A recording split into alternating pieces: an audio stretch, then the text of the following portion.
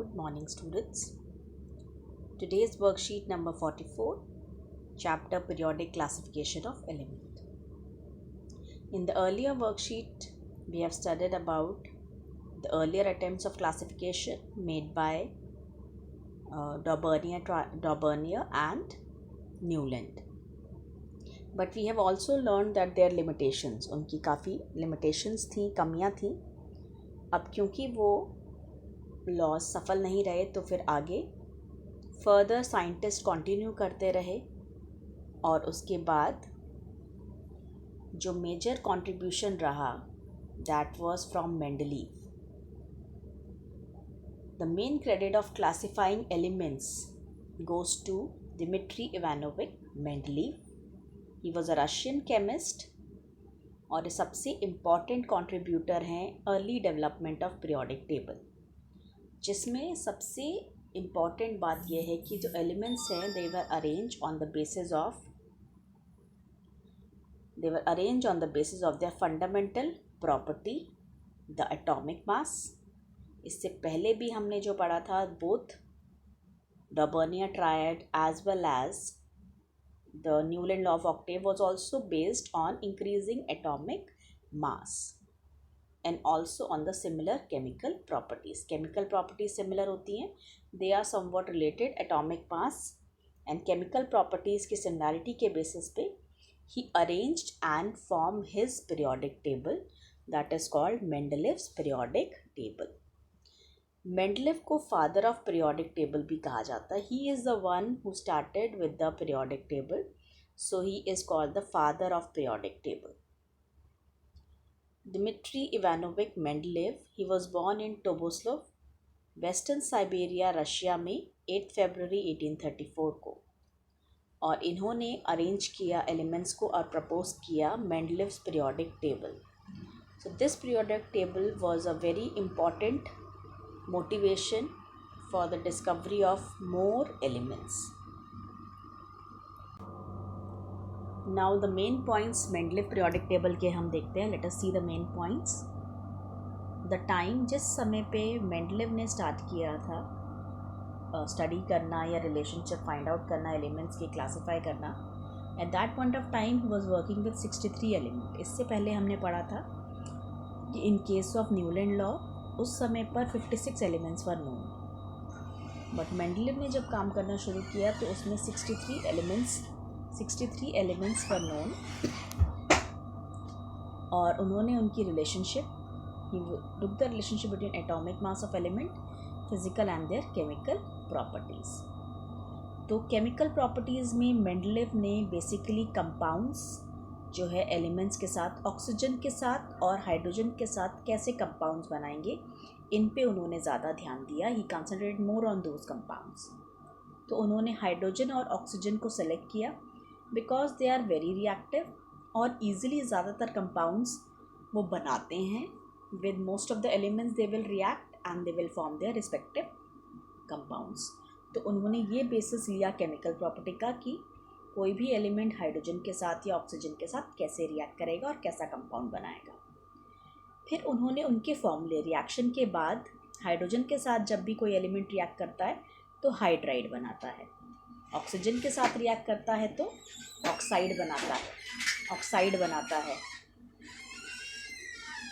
तो ये उन्होंने बेसिस लिया अपनी क्लासिफिकेशन के लिए.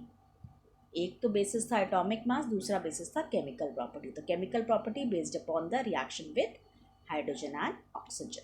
तो हाइड्राइड और ऑक्साइड जो बनते थे उसके बेसिस पे उन्होंने उनको अलग अलग ग्रुप्स में डिवाइड किया.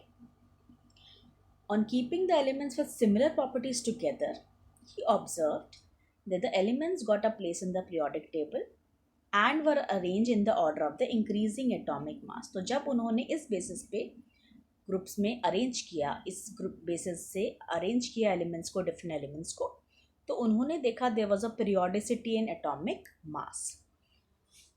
इंक्रीजिंग एटॉमिक मास के बेसिस पे एलिमेंट्स अरेंज हुए. ये भी ऑब्जर्व किया गया कि जो प्रॉपर्टीज़ हैं वो रिपीट हो रही हैं और रियकर कर रही हैं एलिमेंट्स में, यानी कि after same interval of time जो आपका पीरियोडिक टेबल में जो एलिमेंट है वो आपस में सिमिलर प्रॉपर्टीज़ शेयर करते हैं, फिजिकल भी और केमिकल भी। इस बेसिस पे, इन सारे पॉइंट्स के बेसिस पे मेंडलीव ने अपना लॉ दिया जिसको मेंडलीव्स पीरियोडिक लॉ कहा जाता है। According to Mendeleev's periodic law, the properties of an element are periodic function of their atomic masses। This is very important, ये स्टेटमेंट आपको एज इट इज़ लर्न करनी है। This is very important statement. अब इसका मतलब क्या है, let us understand. The properties of an element, properties यहाँ पे फिजिकल भी हैं और केमिकल प्रॉपर्टीज़। जो भी प्रॉपर्टीज़ होंगी एलिमेंट की, दे आर पीरियोडिकली रिपीटेड, मतलब after fix interval they are getting repeated. और किस पे डिपेंड कर रही हैं वो, उनके इंक्रीजिंग एटॉमिक मास पे। तो यानी कि जब भी हम एलिमेंट को इंक्रीजिंग एटॉमिक मास के बेसिस पे अरेंज करेंगे तो उनकी जो केमिकल और फिजिकल प्रॉपर्टीज़ होंगी वो रिपीट करेंगी after some interval of time. So this was very important law which was given by Mendeleev, which was a breakthrough in the classification of elements. So this is very important.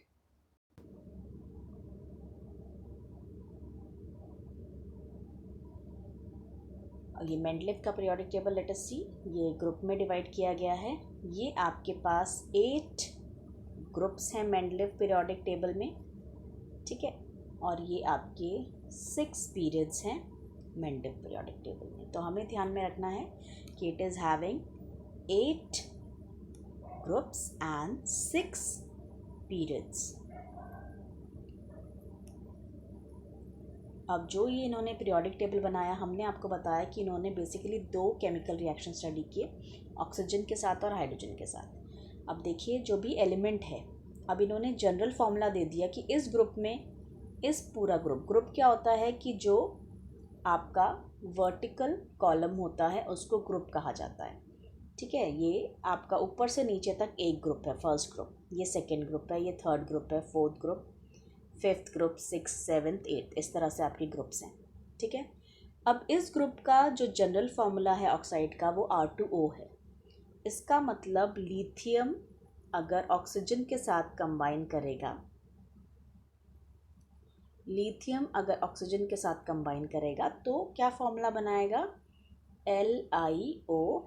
Li2O, क्योंकि R2O general formula है। ऐसे ही अगर lithium की जगह हम sodium लेंगे, sodium oxygen के साथ कंबाइन करेगा तो वो भी क्या बनाएगा, Na2O। तो आपको क्या करना है, R की जगह सिर्फ वो एलिमेंट का सिंबल लगा देना है, तो इससे आपको पता चल जाएगा वो किस तरह का ऑक्साइड बनाएगा। इसी तरह से आप हाइड्रोजन का सिंबल भी बता सकते हैं, हाइड्राइड क्या बनाएगा रिस्पेक्टिव। अब जैसे अगर हम फर्स्ट ग्रुप की बात करें तो इसमें हाइड्राइड RH है। इसका मतलब अगर हम Na को H हाइड्रोजन के साथ रिएक्ट करेंगे तो वो क्या बनाएगा, सोडियम हाइड्राइड NaH, क्योंकि जनरल फार्मूला क्या है, RH है, ठीक है। अगर हम सेकेंड ग्रुप की बात करें, सेकेंड ग्रुप में कैसे ऑक्साइड बनेंगे, मैग्नीशियम अगर ऑक्सीजन के साथ कंबाइन करेगा O2 के साथ तो क्या बनाएगा, MgO, क्योंकि जनरल फार्मूला यहाँ RO दिया हुआ है। तो आपको R की जगह क्या लिख देना है, Mg। आपसे किसी भी एलिमेंट का पूछा जाए तो आपको पहले उस एलिमेंट को देखना है वो कौन से ग्रुप में है। जैसे एल्यूमिनियम का ऑक्साइड पूछा जाए तो आप देखिए एल्यूमिनियम किस में है, थर्ड ग्रुप में है, और उसका जनरल फार्मूला क्या है, R2O3, यानी कि R है आपका मेटल एल्यूमिनियम, तो R की जगह आप क्या लिख देंगे, Al और 2 और O3। तो ये आपका फार्मूला हो जाएगा ऑक्साइड का। अगर इसका ही आपको हाइड्राइड पूछा जाए तो हाइड्राइड क्या हो जाएगा, AlH3, ठीक है। तो इस बेसिस पे इन्होंने ऑक्साइड और हाइड्राइड के बेसिस पे एलिमेंट्स को अरेंज किया अलग अलग ग्रुप्स में और पीरियड्स में। जब उन्होंने अरेंज किया तो देखा कि there was periodicity in the atomic number. अगर आप देखोगे लिथियम का 6 है, बेरिलियम का 9, फिर 10, 12, 14, तो इस तरह से बढ़ते हुए मास में वो अरेंज हो गए, ठीक है। इनका सबसे अच्छा पॉजिटिव पॉइंट क्या रहा कि ही लेफ्ट प्रॉपर गैप्स। उन्होंने क्या किया कि गैप छोड़ दिए। अगर कोई एलिमेंट आपस में इस ग्रुप में सेम प्रॉपर्टीज़ नहीं है तो उनके लिए उन्होंने उस जगह पे गैप छोड़ दिया, ठीक है। गैप छोड़ दिया जिसकी वजह से क्या होगा कि उन्होंने सोचा कि बाद में कोई एलिमेंट अगर डिस्कवर होगा तो उसकी जगह कोई ना कोई एलिमेंट ऐसा है जो आगे डिस्कवर होगा और यहाँ पे वो उस जगह को, स्पेस को लेगा। तो इसीलिए उन्होंने जगह जगह पे जो है gaps, he left proper gaps for yet to be discovered elements. तो ये सबसे इम्पॉर्टेंट पॉइंट उनका रहा कि उन्होंने प्रॉपर गैप्स छोड़े yet to be discovered element के लिए। ये हमें बात ध्यान में रखनी है, ठीक है। अब हम देखते हैं एडवांटेजेस मेंडलीव पीरियोडिक टेबल के। तो मेंडलीव अपने पीरियोडिक टेबल में जितने भी 63 एलिमेंट्स थे उनको वो अरेंज कर पाए जो डिस्कवर थे उस टाइम पे, basis of the similarities in property, जो हमने आपको भी बताया। सबसे इम्पॉर्टेंट पॉइंट मैंने अभी आपको बताया था कि इन्होंने प्रॉपर गैप्स छोड़े एलिमेंट्स के लिए जो डिस्कवर होने थे, ठीक है। लाइक फॉर एग्जांपल उस समय पे आपके स्कैंडियम, गैलियम और ये जर्मेनियम एलिमेंट्स डिस्कवर नहीं थे, मगर इनकी प्रॉपर्टी सिमिलर टू एका बोरॉन, एका एल्यूमिनियम और एका सिलिकॉन रिस्पेक्टिवली थे।